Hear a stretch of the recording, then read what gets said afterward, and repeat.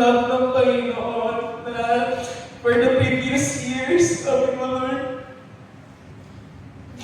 hindi ko na naman, sabi ko, pero thank you, Lord, kasi parang ginagawa ko yung lahat, ginagawa ko naman yung lahat ng best ko para ma-revive ako, ma-restore, pero parang feeling ko there's something, there's a gap in my heart na hinahanap ng puso ko. And then, kanina ako nag-worship, sabi ko, wala ko yung desire, sabi ko, Lord, I want to encounter you today. And pagpasok ko pa lang dito sa church, naramdaman ko yung presence ng Lord. Alam niyo yung feeling na parang first time mo ulit. Grabe. Last week na chat si Pastor Ben sa akin. Actually, hindi ko alam paano i-reply ko. Sabi ko, Lord, am I worthy? Sabi ko. Kasi technically, sabi ko, nung napalayo ako dito sa church, okay naman yung church na pinuntahan ko. I mean, nag-grow din ako ng spiritually kasi ibang level, pero alam mo yung parang naiwan yung puso ko dito sa Tugigaraw. Naiwan yung puso ko dito sa church. And sabi ko kanina mo, nag-worship ako, parang nag-flashback lahat ng mga panahon na bata pa lang ako, na nag-serve ako dito sa church, na I have all the time, na sa akin lahat ng oras para maglingkod sa Panginoon. Kaya every time na nakikita ko yung mga messages ni Pastor Jeff sa GC namin, umiiyak yung puso ko kasi naalala ko nung bata ako. Ako yung unang nagpo-volunteer noon, may gawain sa church, punta tayo dito, pero parang ngayon, parang hindi ko naman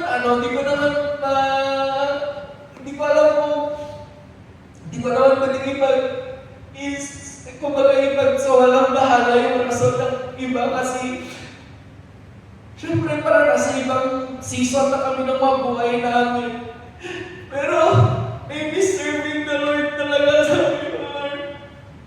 If I only have the time, all the time in this world, sabi ko, gusto ko maglingkod sa'yo, parang bumalik lahat, sabi bumalik lahat yung mga panahon na sobrang on fire ka sa Lord.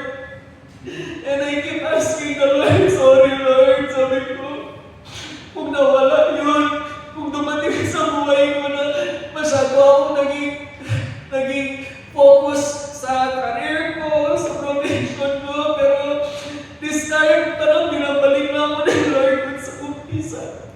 Sino dito yung nakakabis sa first love ng Panginoon? Aren't we? Diba parang, higit tayo lahat ngayon. And isipin mo yung first time na nakilala mo yung Panginoon sa buhay mo.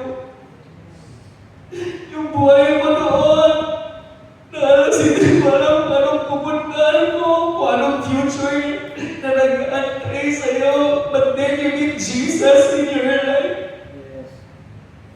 That's the moment na nagbago lahat sa buhay mo.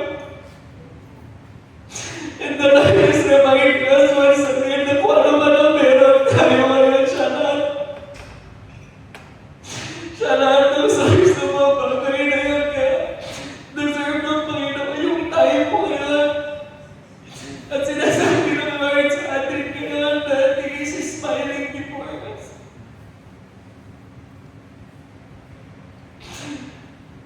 Mga kapatid, walang ibang dinais ang Panginoon sa hindi yung presence natin.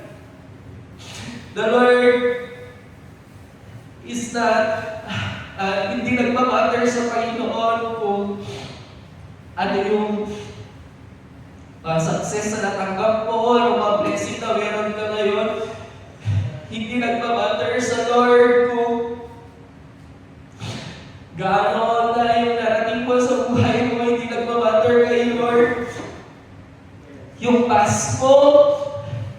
What matters most sa Panginoon is your heart. Amen. The question is, are you ready to receive the first love that comes from the Lord? Amen? Amen. And now open your eyes. And today, I want to share about first love. Ayan. Ayan. So, ngayon, sorry po, pero I'm just overwhelmed by the presence of God. I'm just overwhelmed by the presence of God. And siguro, nasa point ako ng buhay ko ngayon na binabalik ako ni Lord kung saan ako nagsimula. Kung saan tayo nag-umpisa. And today, the Lord wants to rekindle the first love that we have. Amen? Sino dito yung aminado na sa lahat ng mga nangyayari sa buhay niya, at some point, masasabi niya, naghihina siya spiritually. Taas ng kamay. Yan. Diba? Lahat naman tayo aminado na dumating sa buhay natin na para tayong airplane na pa-take off. Pero habang papunta tayo doon, habang nag-take off tayo at binabaybay natin yung kalangitan, dumadating sa point na parang unti-unti tayo bumababa. Pero bago pa man tayo bumagsak, sinalo tayo ng Panginoon. And the Lord is once again getting us back on track. Di ko alam kung anong gusto ni Lord na iparating sa atin, but today, the Lord wants to restore the first love that we have. Yes. Diba? Oh, tinitingnan ko yung bawat isa, sabi ko parang mababalik ako ng bata pa nila pastora noon, nila pastor din, ang bata pa nila, nila Mayet, nila Tito O, di mga remnants ba sa church na talagang nadatnan ko simula noon. And at some point, dumadating sa punto na yun nga, unti-unting nababawasan, yung iba, bumabalik na kay Lord, yung iba, siguro nawawala or nire-redirect ni Lord yung buhay nila. Pero sa oras na ito, kung nandito ka ngayong oras na ito, sabihin mo sa katabi mo, mapalad ka. You are chosen. Amen, di ba? Grabe yung paglilingkid sa church na to, and I myself, sabi ko, Lord, feeling ko parang buntik na ako mahulog. Alam mo yung parang habang nililingkid ka dun sa minahan, di ba sa minahan, meron silang, kumbaga, screen na sinasala ka. Sa umpisa, pag gano'n mo ng buhangin, ang dami. Diba? Super dami. Pero doon sa dami ng buhangin na yun, makikita mo ilan na yung may iwan. Kasi yung talagang may iwan, sila yung talagang masasabi natin ni-refine. Diba? Tama yung sinabi nila na many were called, but few were chosen. Kaya mapalad ka dahil pinili ka. Lahat naman po tayo, mga anak ng Panginoon, anak ng Diyos, tinawag niya tayo. Pero ang sad to say, konti lang talaga yung nag-i-stay.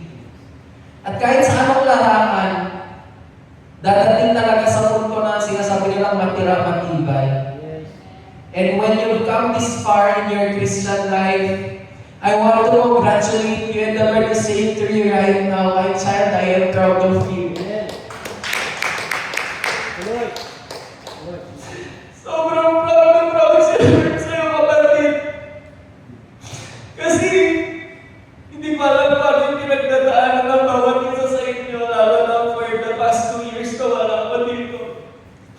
Pero kahit nandito ako sa Manila, pag nanonood ako sa live, sabi ko, Lord, bakit parang dry na dry? Sabi ko, what's going on? What's going on sa mga kapatiran?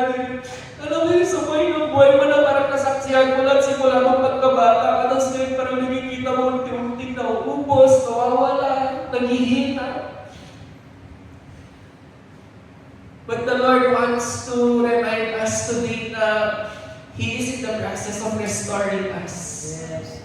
Kung dumating sa punto ng buhay ninyo mga kapatid, na feeling nyo malayo na kayo sa Panginoon, ang daming nagbago, dahil parang bilis ang transition ng buhay natin. But the Lord wants to remind us, kapatid, na pinili ka niya.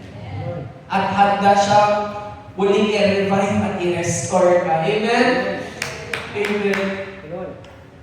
Siguro sa atin ngayon, Marami tayong problema sa buhay natin. Hindi natin alam kung magkakaroon ba ng solusyon, lahat ng problema pinagdadaanan natin. Pero hindi natin hawak ang resulta. Ang Diyos na ang nagkakaalam. And what matters most unto the Lord of kapatid is that you keep on showing up. Yes. Na kahit sugatan ka, na kahit na dumating sa punto ng buhay mo na parang pasuko ka na, pero hanggang ngayon nananatili ka pa rin. At nandito ka, di ka nagpapaapekto sa sitwasyon na meron ka kapatid, mapalad ka. Amen. Ibig sabihin, buhay at totoo ang salita ng Diyos sa buhay mo. Amen. And today, pwede mo kuha ka ng partner mo. Yan, kuha ka ng partner mo, lahat tayo. Dapat may partner tayo. Asawa. Pwede mo yung mag-asawa. Partner tayo. At kung may meron na walang partner, pwede na yan, lahat makipag-praise ka. And today, pwede ba lahat tayo yung tumayo? And sa oras nito, without saying any word, pwede mo yakapin mo ng mahigpit yung katabi mo ngayon. Sabihin mo sa kanya, mahal na ka ng Panginoon. The Lord wants to comfort each one of us, kaya hindi mo sabihin kapatid lahat ang tinatawag mo sa oras na ito. You are transparent before the Lord. Kahit na wala nakakaalam na pinagdadaanan mo sa oras na ito, faith in the area of your finances, in your relationship, in your career, in your family. The Lord is restoring you right now. And the Lord wants to say to you, anak, hindi pa huli ang lahat. There's more in store for you sa buhay mo, sa pamilya mo, sa career mo, sa paglilingkod mo sa Panginoon. Kung dumating sa mundo ng buhay mo na feeling mo malayo ka at nawalay ka sa Panginoon, with wide open arms, isipin mo si Lord, yakap-yakap ka ngayon, kapatid. And He is welcoming you back once again into His presence. At sinasabi niya, anak, balik ka na. Anak, mahal na mahal kita. Remember your first love. Grabe, Lord. Thank you for this opportunity, God. Thank you, Lord, for letting us encounter you today. At sabihin mo sa partner mo ngayon, the Lord loves you so much.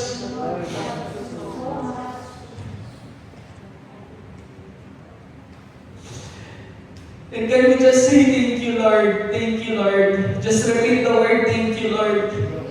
Let our lips be filled with thanksgiving, with gratitude. Dahil kapatid, hindi madali. Hindi madali na hanggang ngayon lumalaban ka. Hindi madali na hanggang ngayon nananatili ka sa presensya ng Panginoon. Hindi madali na hanggang ngayon tinataguyod mo at patuloy kang lumalaban para sa kaligtasan mo, sa kaligtasan ng pamilya mo. Hallelujah. Thank you, Lord. Panginoon, maraming salamat, Lord, sa oras na ito. As we study Thy Word, Lord, continue to speak to your people, God. Lord, let us receive the manna from heaven, the fresh revelation of Thy words, that out of our belly shall gonna flow rivers of living water. Today, Lord, let you be the one to program everything. And thank you, Lord, for remembering us once again. Thank you, Lord, dahil muli pinaranas mo ang overwhelming presence mo, overwhelming love mo sa buhay ng bawat isa. At salamat, Lord, that today, this will be the start of great fire of revival and restoration, Lord God, of our first love unto you.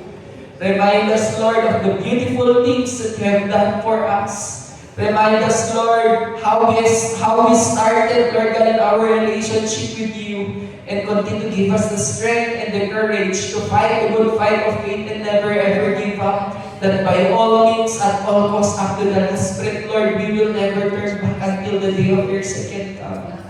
We love you, Lord. We love you, Jesus. We love you, Abba. We love you, Holy Spirit. And this all we pray in Jesus' name. Amen. Yeah, praise God. Thank you, Lord.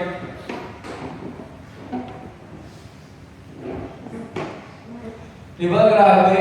Kahit sa simpleng yakap lang, kahit wala kang marinig na mga salita, sapat na yung pagmamahal ng Panginoon. Amen? Are we energized today? Yes! Amen. Masasabi ko ba na paglabas mo mamaya dyan sa pintuan, kaya malakas ka na ulit. At handaan na ulit harapin ang mundo.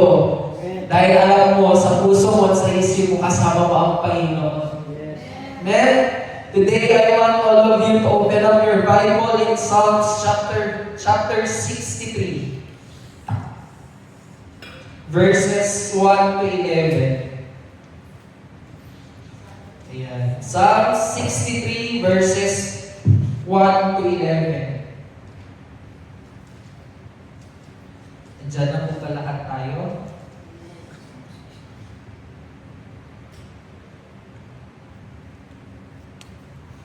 And sila dito yung may mga dalang physical Bible. Taas nga po. Ayan. Alam niyo mga kapatid, sabi nga nila, lagi tayong nire-remind ng pastors natin na i-treasure natin yung physical Bible na meron tayo. Okay lang na meron tayong mga cellphones, meron tayong mga iba't ibang gadgets, pero mas maganda pa rin na dala-dala natin yung personal Bible natin. And alam niyo, one thing na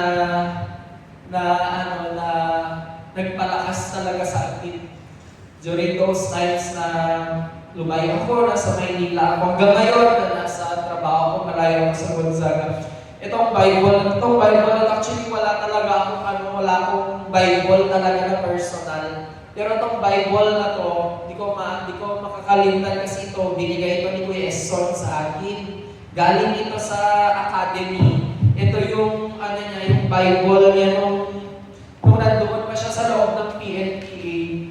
And makikita niyo may mga nakalagay ko dyan, Cadet First Class Cobalies. Di ko alam kung paano napunta sa bahay ito pero I remember itong Bible na to, gamit ko to since nung high school ako.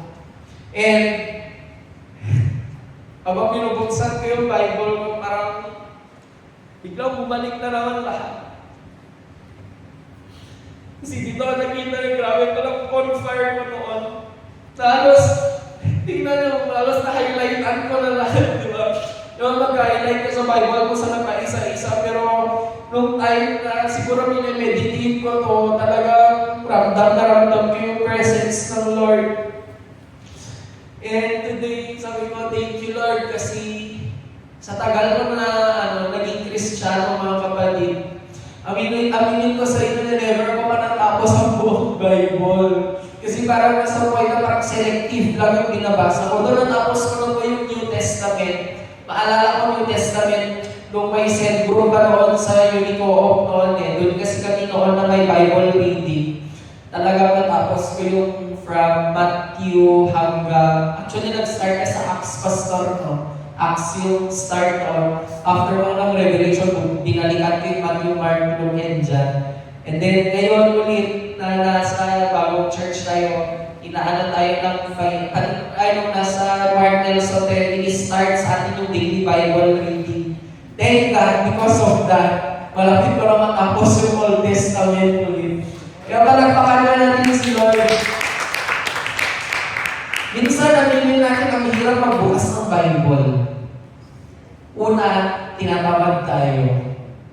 Kasi minsan, pagising natin sa umaga, ang iniisip na natin anong gagawin ko ngayong buong maghapon, anong mga lakad ko, anong mga kailangan ko gawin sa trabaho ko, sa business ko. And sad to say, most of us, nare-neglect natin yung devotion natin. Ayan, nasa usaping devotion na naman tayo. Sabi nga po ng mga pastor, even sila minsan nahihirapan silang maging consistent sa devotion.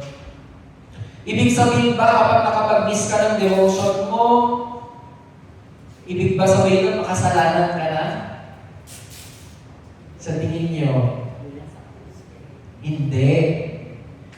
Pero sa ating mga talagang matatagalan ng Kristiyano, aminin natin na kapag tayo nasanay, tayo naging lifestyle na natin yung pagdedevotion natin at some point, unaware ka, or dahil sobrang kabisihan mo, nakalimutan mo magbukas ng Bible at magbasa ng Word of God, feeling mo parang hindi kompleto ang araw mo. Amen? Amen.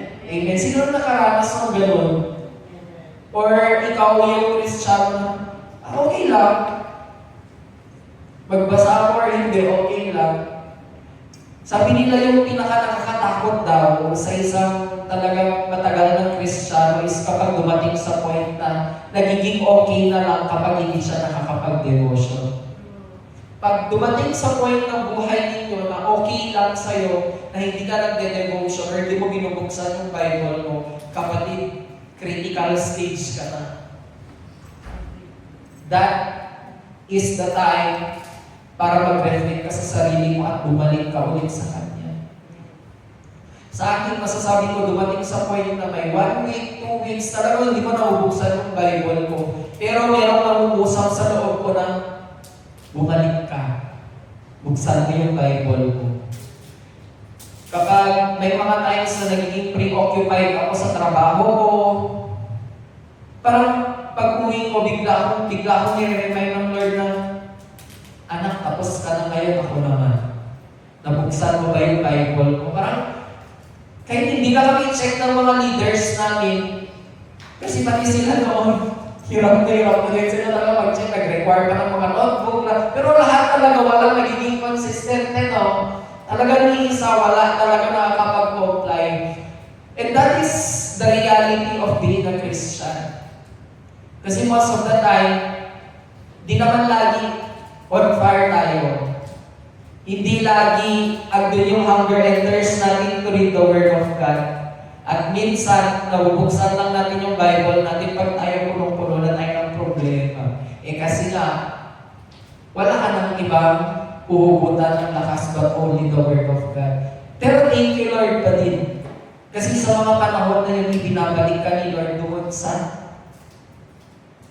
pinaka-promise niya sa atin. Amen?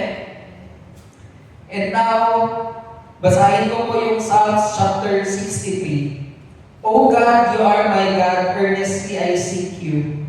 My soul thirsts for you, my body longs for you, in a dry and weary land, where there is no water.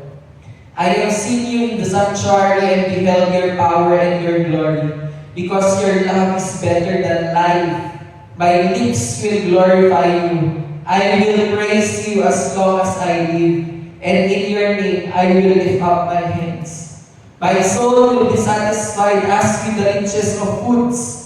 With singing lips my mouth will praise you. On my bed I remember you. I think of you through the watches of the night. Because you are my help, I sing in the shadow of your wings. My soul clings to you. Your right hand upholds me. Those who seek my life will be destroyed. They will go down to the depths of the earth. They will be given over to the sword and become food for jackals. But the king will rejoice in God, and who swear by God's name will praise him. All who swear by God's name will praise him, while the mouths of liars will be silenced.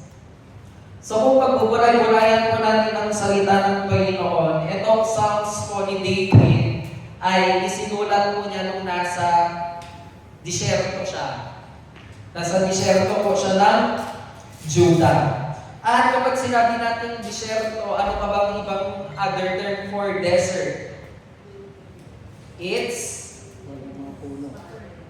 sufferings. Ano pa? Dryness. Ano pa? Pag sinabi natin disyerto or desert, ibig sabihin nun, wilderness. Di ba kung maalala ninyo, yung dapat na 10 to 11 days lang sana na journey ng mga Israelites going to the promised land. Di ba? Sana mga 10 to 11 days at most, sabi nila, bago sila sana makarating sa promised land. Imagine mo yung 10 to 11 days. Pero ilang taon bago nila narating? 40 years. Ba? Kung iisipin mo, kumbaga ikaw, nagkaroon ka ng isang kasalanan at ikukulong ka lang sa pansamantala ng 2 weeks. Wala pa kang 2 weeks, di ba? Pero umabot ng 40 years. Kumbaga, sa batas natin, maximum sentence served na yun. Kasi ang maximum lang po na pwedeng pagkakakulong ng isang tao or ng isang PDL ay 40 years. Yun po yung tinatawag nilang reclusion perpetua. 20 years, 1 day to 40 years. So kahit siguro na ang isang tao nakakomit ng multiple crime, for example, multiple murder, sabi ko sa batas, ang maximum na penalty na pwede niyang iserve is 40 years. Eh paano kung tatlong murder, di 120 years? Hindi po. Meron pong batas na nagsasabi na kahit na gaano kadami, yung maximum penalty na kailangan mo lang i-serve is 40 years. And nung time na yan, akong binabalikan mo itong 40 years na po, sabi ko, ang tagal. Yung 40 days na ang tagal na eh. Pero nung time na pinagpa-fasting tayo, ng 40 days prayer and fasting, alay, iba nasa 7 day pa lang din na kaya. Di ba? How much more kung ikaw ikukulong ka ng 40 years? Imagine mo yung mga taon na mawawala or masasayang. Ganun kalala kapag tayo ay nag-disobey sa Panginoon. Kasi alam niyo, sabi ko, si Lord napakagaling niya eh. May mga prayers tayo, kung maalala ninyo, kung meron kayong mga personal prayers na itong prayer na to, sa ibang tao, inaabot siya ng mahigit 10 taon. Pero, kapag ikaw faithful ka sa Panginoon, may nakita na ba kayo na yung 10, yung prayer na pinagdasal mo ng 10 taon, kaya niyang gawin sa iba ng parang 1 taon lang?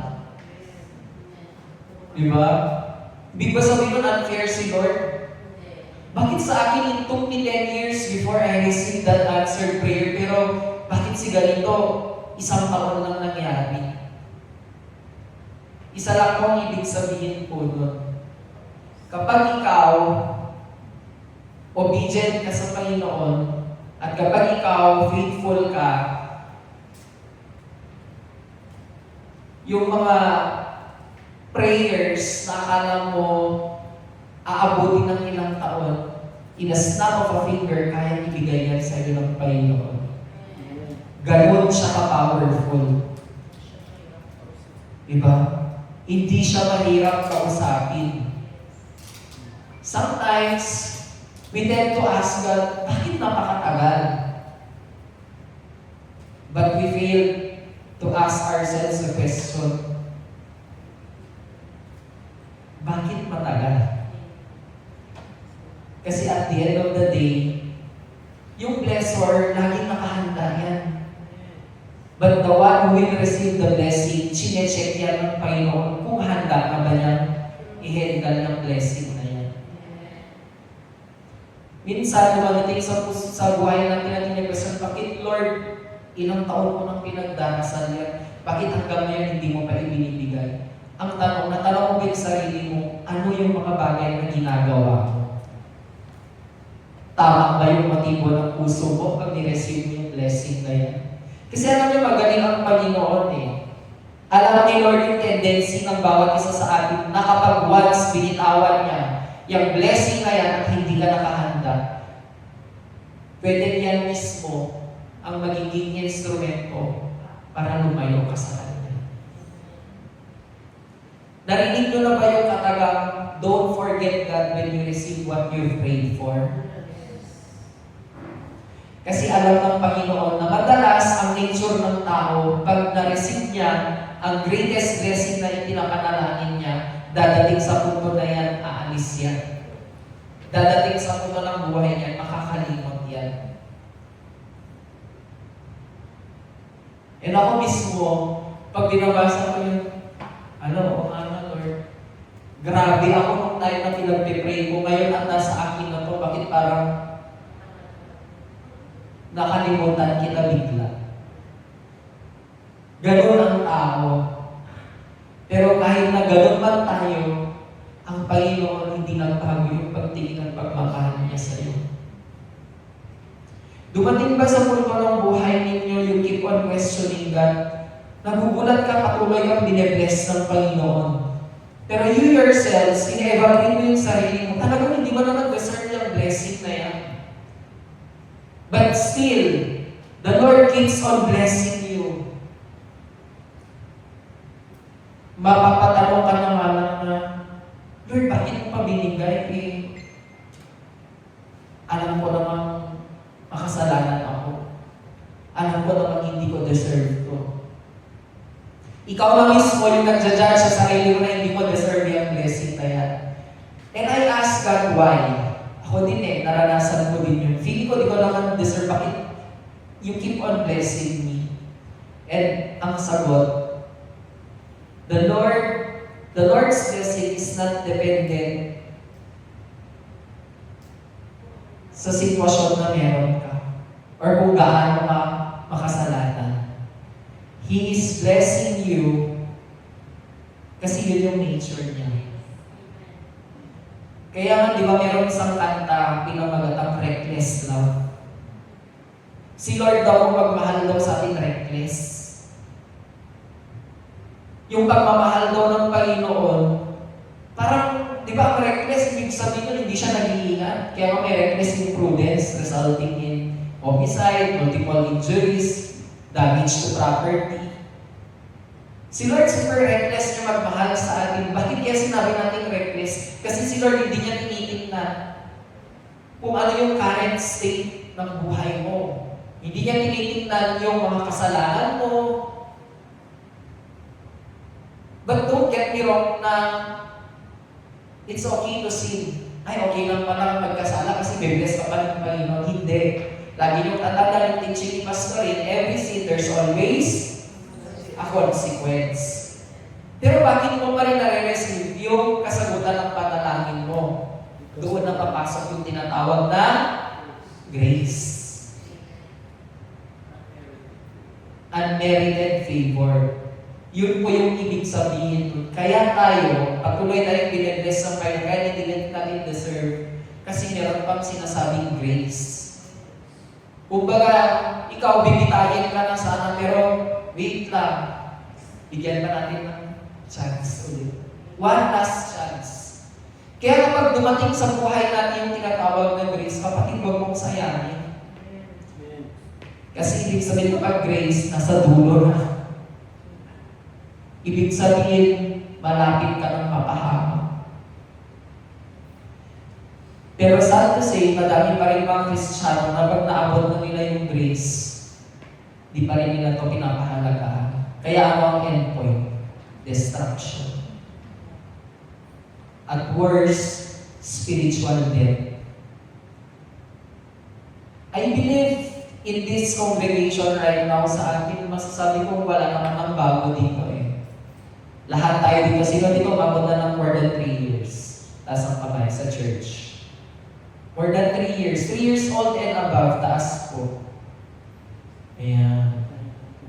Ilang years ka na, Sister Mary Rose, dito sa church? 2 years?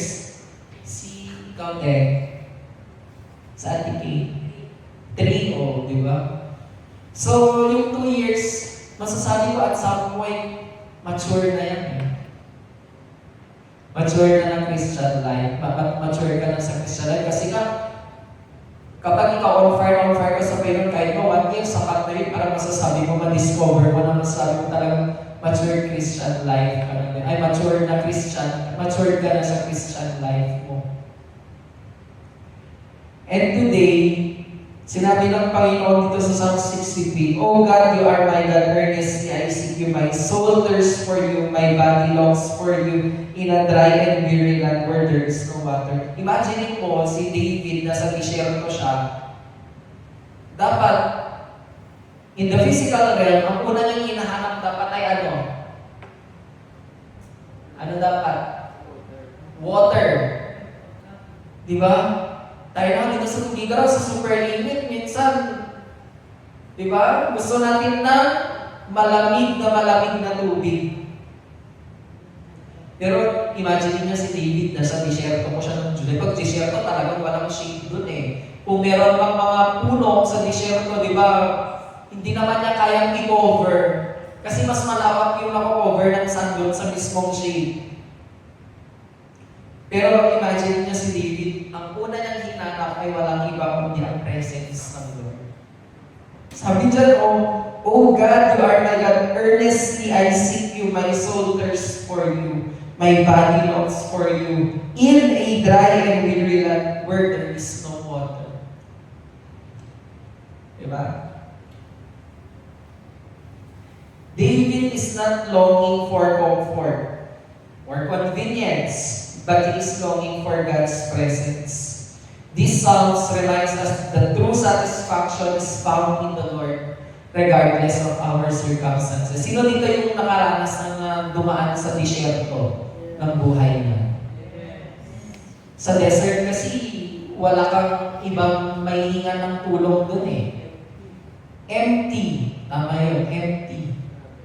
Walang source of life. Kasi sa disyerto lahat halos patay, di ba? Ang mga ano lang siguro dun, yung mga cactus, yung kahit no water needed, di ba? And like David, dumating pa sa buhay natin na nung tayo ay dumadaan tayo sa wilderness ng buhay natin. Dumating pa sa point ng buhay natin na ang una nating tinawag or hinanap is si Lord. Or si Lord lang yung naging last resort natin kasi no choice na eh.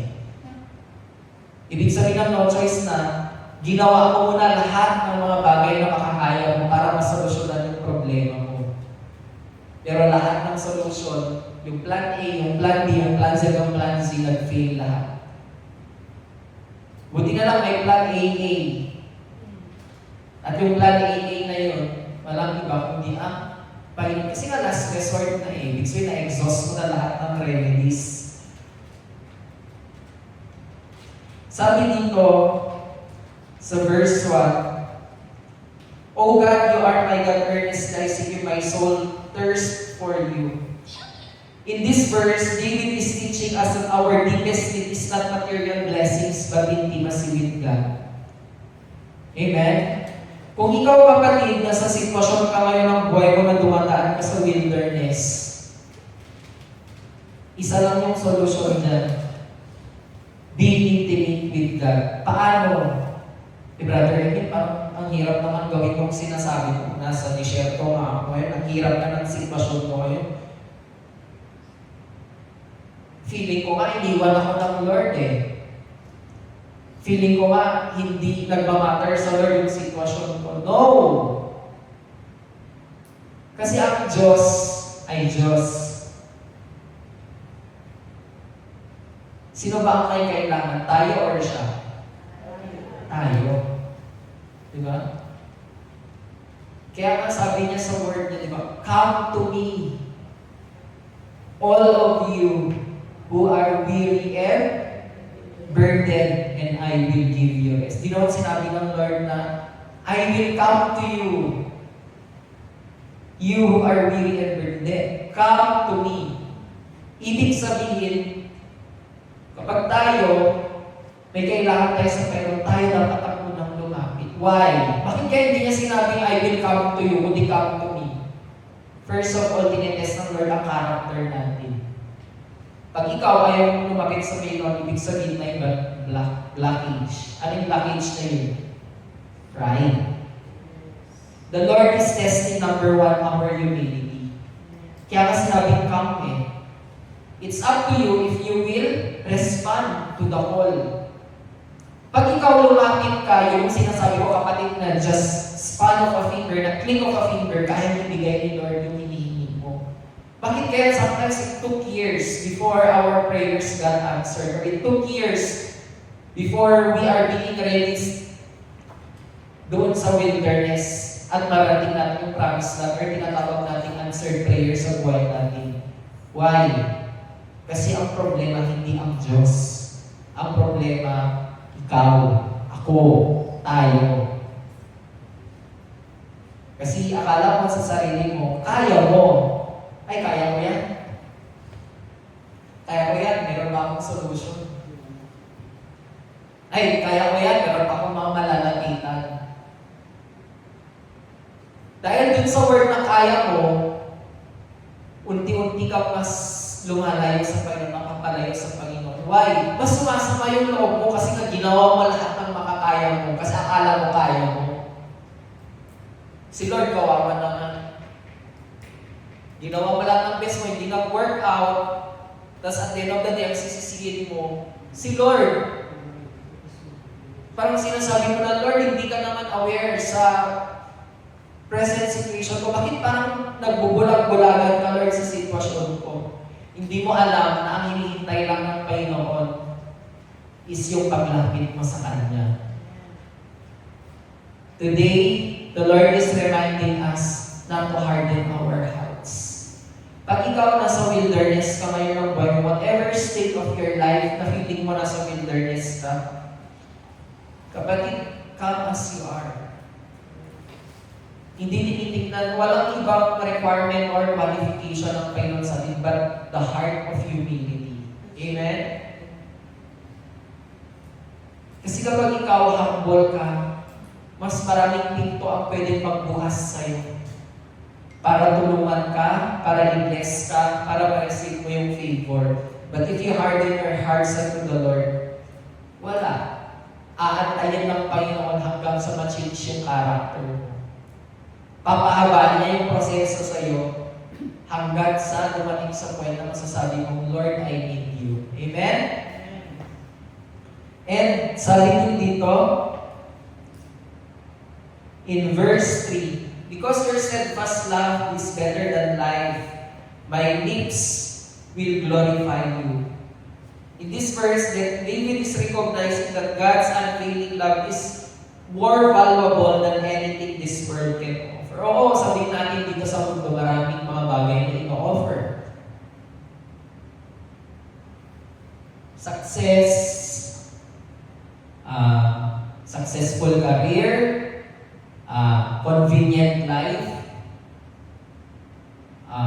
financial blessings, financial security, security of tenure sa mga trabaho, bahay, kotse, ari-arian, mga lupain, investments, savings. The world has much to offer. But at the end of the day, lagi mong tatandaan na ang pinaka-importante sa lahat ay what? Salvation. Kasi lahat ng mga bagay na nabanggit ko, in just a span or just a click of a finger, lahat yun pwedeng mawala. Ilang taon mo din, Pastor, ilang taon mo pinagpaguran para ma-reach yan, pinaghandaan. Pero lahat yan kayang bawiin ng Panginoon in a snap of a finger. Kung hindi ka mabuting steward sa mga blessings na yun. But the Lord can multiply that. Not only the Lord can, hindi lang i-add but to multiply yung blessings sa yun. Pag alam ng mga Panginoon na alam mong i-manage yung mga blessings na yun. Amen? Amen. Kaya nga, dito sa mundo, minsan talaga sa atin, syempre nasa physical realm pa tayo, wala tayong ibang ninanais ko di magkaroon ng komportableng buhay, kaya lahat ginagalingan natin sa trabaho natin. Nag-innovate tayo ng iba't ibang bagay sa mga businesses natin. Di ba? Nagpapakagalubhasa tayo, nag-aaral tayo, para ma-receive mo yung promotion and everything. You work things out. Pero madalas sa buhay natin, nare-neglect natin yung salvation or yung spiritual life. Actually, ang hirap na ng salvation kasi sabi sa Bible, work out your own salvation. Pag ikaw tamad ka, ay, wag mo nang i-expect na maliligtas ka someday. At lagi mong tatandaan that the salvation of your families and your loved ones is not dependent on you. Ikaw lang yung magiging instrumento ng Panginoon para sila makakilala ka. But at the end of the day, meron tayong tinatawag na free will. If they take heed, praise God. Pero pag ginawa mo na lahat ng best pati effort mo to win them, to win your family, pero wala pa rin, hayaan mo si Lord ang mag-deal sa kanila. Kasi kung ko na-realize na ang salvation pala hindi siya pinipilit. Kasi tingnan mo ang galing ng Panginoon. Si Lord never na tayo sinakal eh. Kasi nagbibigay si Lord ng option sa atin to choose life or to choose death. Pero, meron pa rin tayong tinatawag na free will. Bahala ka kung anong pipiliin ko doon. Kaya nga dapat sa buhay natin, when we are being confronted with choices sa buhay natin, ask direction from the Lord. Ask instruction from the Lord. Na yung pipiliin mo through your free will, yun din yung kaloob niya para sa'yo. Kasi kapag nagkamali ka, mahirap na ulit bumalik. Di ba? Pag nagkamali ka, mahirap na ulit ma-restore. Pag nagkamali ka, mahirap na ulit iayos sa dati.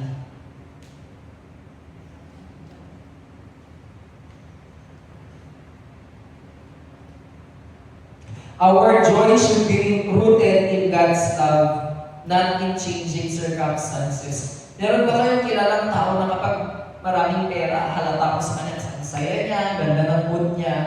Pero pag yan wala ng pera, wala na, nakasimangot na, problemado na, irritable na. Yung tatay ko ganun. Bakit ko nasabi si papa ko ganun? Nung mga bata kami, kapag si papa may pera, ay, talaga, lagi nakamiti.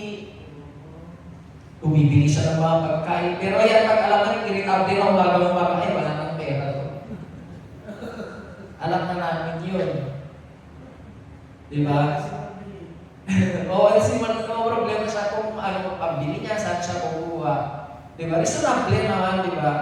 Pero sinasabi dito na yung sitwasyon dapat natin hindi nakadepende kung anong sitwasyon or circumstances meron tayo.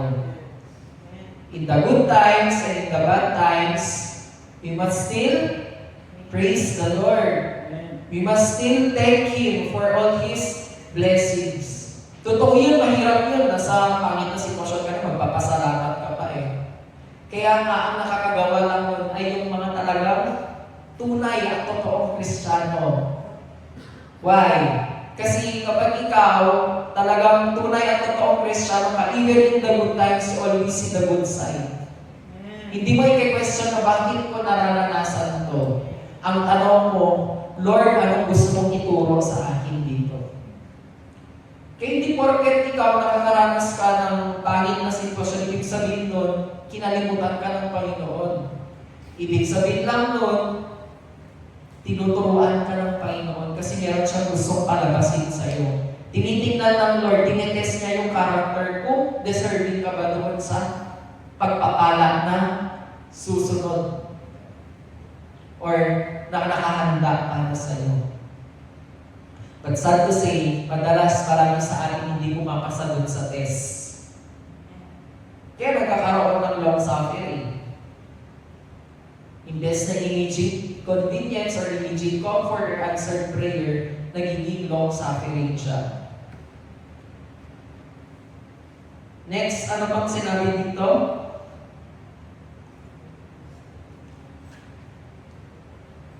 Sa verse 5, my soul will be satisfied and my mouth will praise you with joyful lips. Praise is not just a response to blessings. It is a source of spiritual strength during difficult season.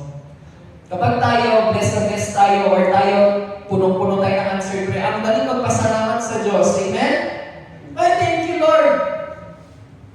Pumasa si ganito, ay, thank you, Lord! Nabili ko na yung ganito, ay, thank you, Lord! Na-deal ko yung client na, ay, thank you, Lord, na ipanalo ko yung kaso ni ganito. Pero what if the opposite happened to you? Will you still thank God? Nawalan ka ng mahal sa buhay. Bumagsak yung business mo.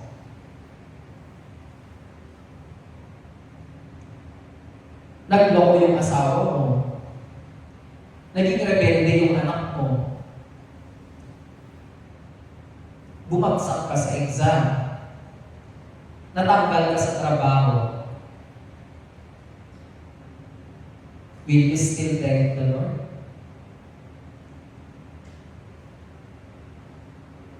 Sa totoo, mahirap. Kasi nga pangit yung sitwasyon. But David is reminding us once again na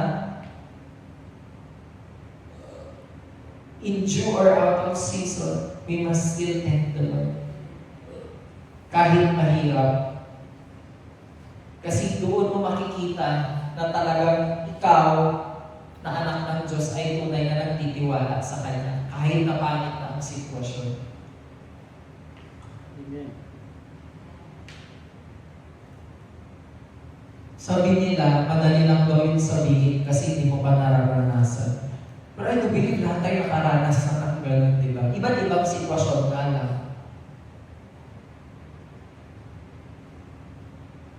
For example, si Sister Kim. Sister Kim, ano yung naramdaman mo nung nawala si Tita Letty? Biglaan. Malungkot, masakit. May part na Sige, tayo kami. may part sa akin na actually hindi ako dumating kasi sa parang condition kasi wala pa ako si mama. May part kasi noon na nilalaban ko si mama talaga sa freedom. Ang family namin, nilalaban namin si mama sa freedom. Pero may part din sa akin na nihahanda ko yung sarili. Kaya sabi ko nga, nung nawala si mama, kahit pala tanggap mo na may ganun, na darating ka sa point na yun, mararamdaman mo pa rin emotional na sobrang sakit na di ba sabi ko nga hindi ko question bakit si mama. Pero parang netong talagang nasa ilang buwan na wala na si mama. Parang may inaano sa akin siguro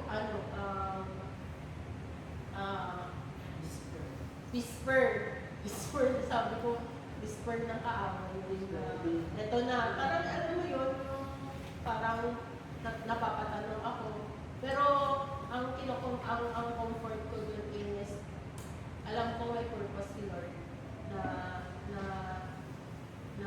nangyari yun dahil may gustong ituro at may gustong may purpose si Lord sa buhay ko and sa buong pamilya.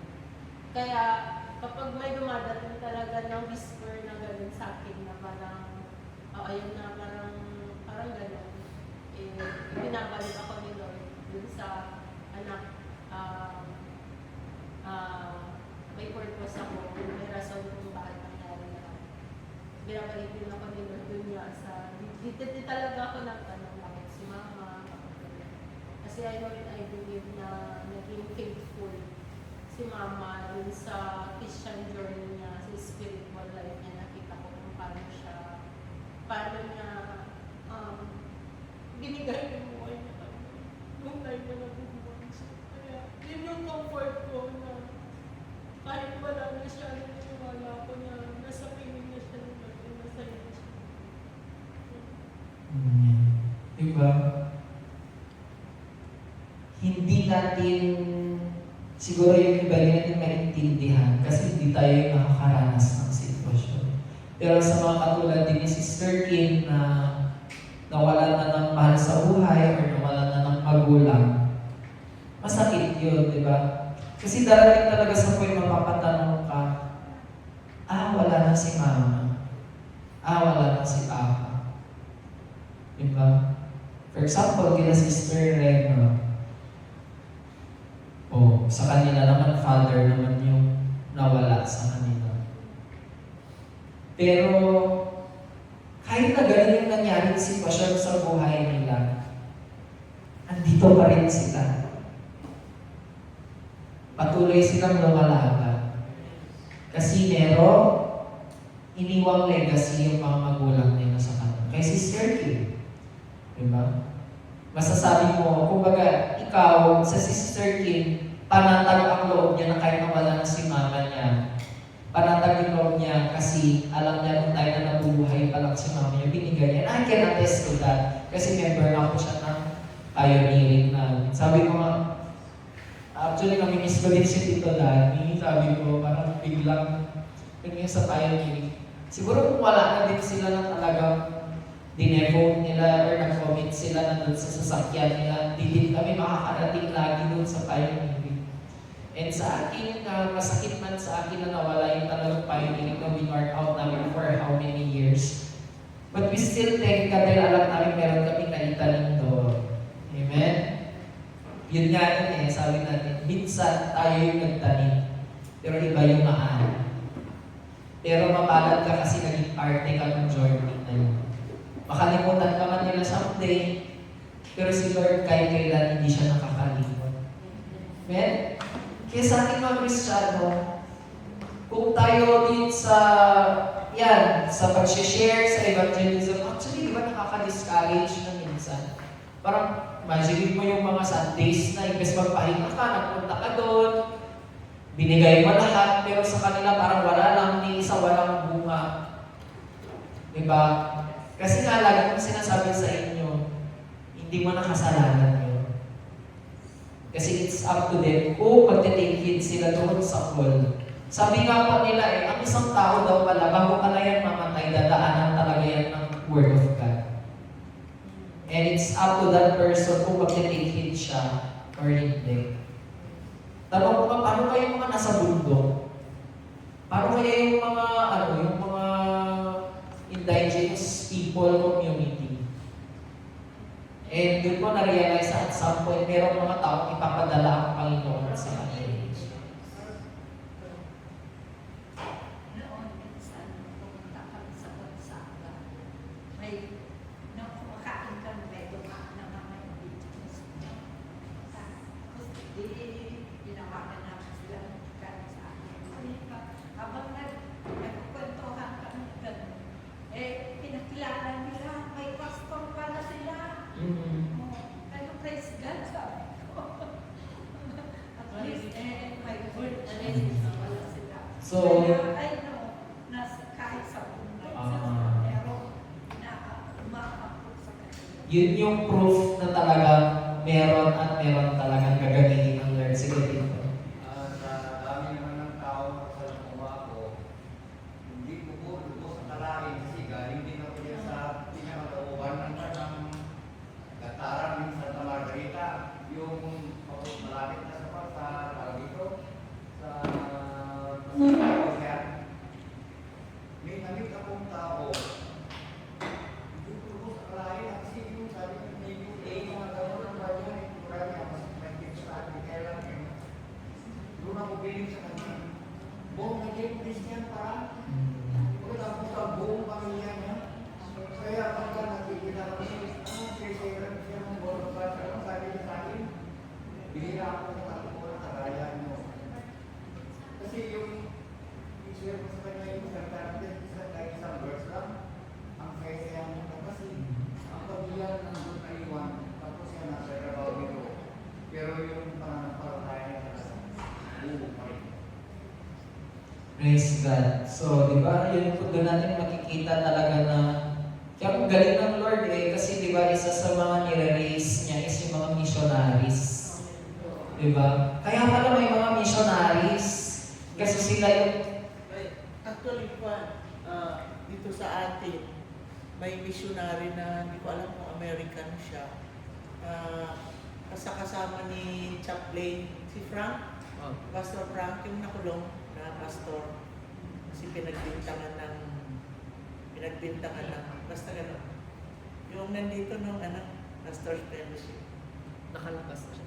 Oo, nakalabas na siya 1 year and ilang days. May 1 year siya eh. Tapos, pero may purpose si Lord. Bakit sabi niya, bakit Lord nangyari sa akin? May purpose si Lord, nagkaroon ng regular na service sa pulungan dahil sa kanya. Grabe. Tapos alam mo yung mga na-reach out nila, kasama niya yung missionary, yung mga hindi na kayang reach out kasi nag-helicopter na sila. Helicopter na yung ginagamit nila para ma-reach out yung na-reachable. Kaya sabi ko nung nakulong ko yun, iyak din ako kasi sabi ko, Lord, siya pa yung ginagamit mo para i-reach out yung unreachable. Tapos grabe yun kahit yung dinadaanan ng mga motor niya, hindi na talaga madaanan. Grabe siya. Grabe yung heart niya sa pag-win-soul. Kaya pag-pray natin yung mga missionary kasi talagang sila yung grabe yung sacrifice para i-reach out yung mga unreachable people. So yun. And during those times din nung nagpastor ako sa bagong baryo, nag-reach out kami sa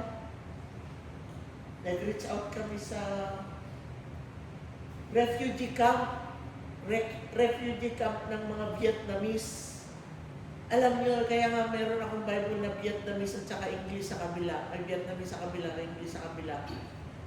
Nagba-Bible study kami doon once a week sa mga Vietnamese refugee camp. Hindi ko alam kung yun, Muntinlupa yata yun. Hindi pa nila narinig si Jesus. Hindi pa talaga. Tapos, naiyak ako kasi merong nagkwento na papato sila artig sa Pilipinas. Kasi grabe ang gera no. Sumakay sila sa styro, buong family. Tapos, ilang araw na sila sa dagat. Bumababa na yung styro, lumulubog na. Tapos ginawa nila, tinapon na nila yung mga gamit nila lahat. Pero lumulubog pa rin. Tapos alam mo, sabi ng lola nila, siya ang tinapon. So sinacrifice nila yung lola nila, tinapon nila sa dagat. Tapos sila nakasurvive. Andun sila sa refugee camp. Grabe yung mga sacrifice nila, gano'n kaya. Kailangan talaga may mga missionary talaga sa mga gano'n. So yun lang. Praise God. Diba yung mga missionary, usually sila na yung mga nagiging martyr eh. Yes. Diba? Kasi kalakip ng mission nila is yung possibility na mapatay sila dun sa mission field.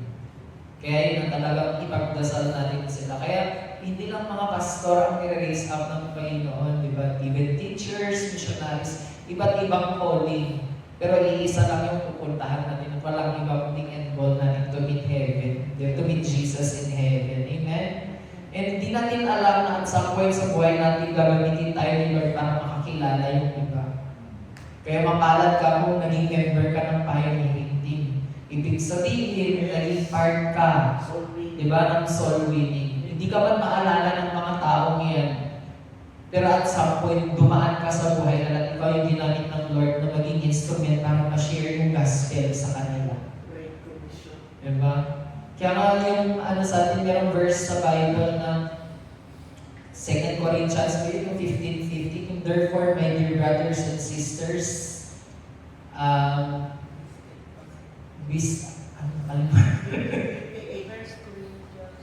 Ay, 2 Corinthians 15:58 na ayun, basta yung mga movable, because your labor in the Lord is not in vain. So alam ng Panginoon talaga na sa dadating talaga na sa pag-evangelize natin, hindi talaga lahat yan fertile ground.